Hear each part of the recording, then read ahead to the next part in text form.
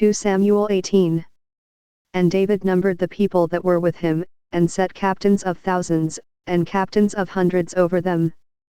And David sent forth a third part of the people under the hand of Joab, and a third part under the hand of Abishai the son of Zeruiah, Joab's brother, and a third part under the hand of Ittai the Gittite. And the king said unto the people, I will surely go forth with you myself also.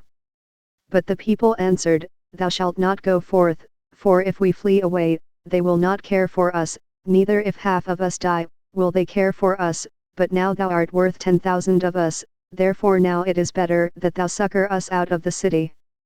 And the king said unto them, What seemeth you best I will do. And the king stood by the gate side, and all the people came out by hundreds and by thousands.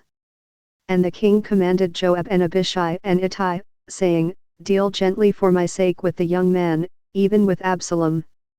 And all the people heard when the king gave all the captains charge concerning Absalom.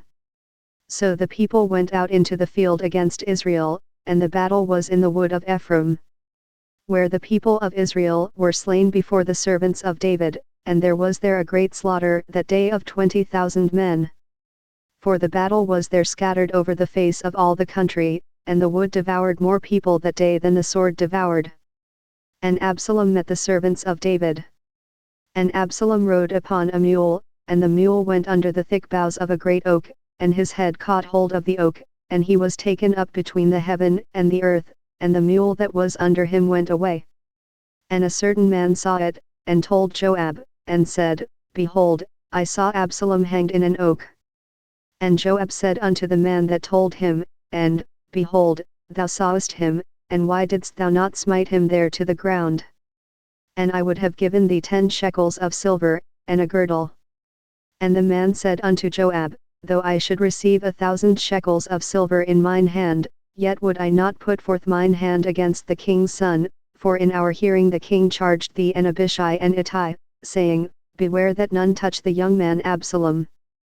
Otherwise I should have wrought falsehood against mine own life, for there is no matter hid from the king, and thou thyself wouldest have set thyself against me. Then said Joab, I may not tarry thus with thee. And he took 3 darts in his hand, and thrust them through the heart of Absalom, while he was yet alive in the midst of the oak. And 10 young men that bare Joab's armor compassed about and smote Absalom, and slew him.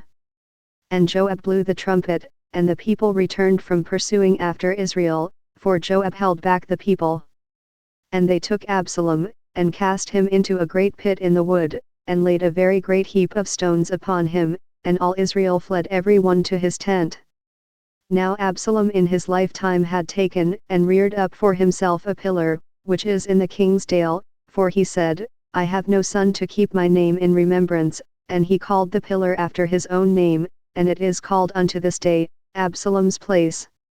Then said Ahimaaz the son of Zadok, Let me now run, and bear the king tidings, how that the Lord hath avenged him of his enemies. And Joab said unto him, Thou shalt not bear tidings this day, but thou shalt bear tidings another day, but this day thou shalt bear no tidings, because the king's son is dead. Then said Joab to Cushi, Go tell the king what thou hast seen. And Cushi bowed himself unto Joab, and ran. Then said Ahimaaz the son of Zadok yet again to Joab, But howsoever, let me, I pray thee, also run after Cushi. And Joab said, Wherefore wilt thou run, my son, seeing that thou hast no tidings ready? But howsoever, said he, let me run. And he said unto him, Run. Then Ahimaaz ran by the way of the plain, and overran Cushi. And David sat between the 2 gates, and the watchman went up to the roof over the gate unto the wall, and lifted up his eyes, and looked, and behold a man running alone. And the watchman cried, and told the king. And the king said, If he be alone, there is tidings in his mouth. And he came apace, and drew near. And the watchman saw another man running, and the watchman called unto the porter, and said, Behold another man running alone. And the king said, He also bringeth tidings. And the watchman said, Methinketh the running of the foremost is like the running of Ahimaaz the son of Zadok. And the king said, He is a good man, and cometh with good tidings. And Ahimaaz called, and said unto the king, All is well.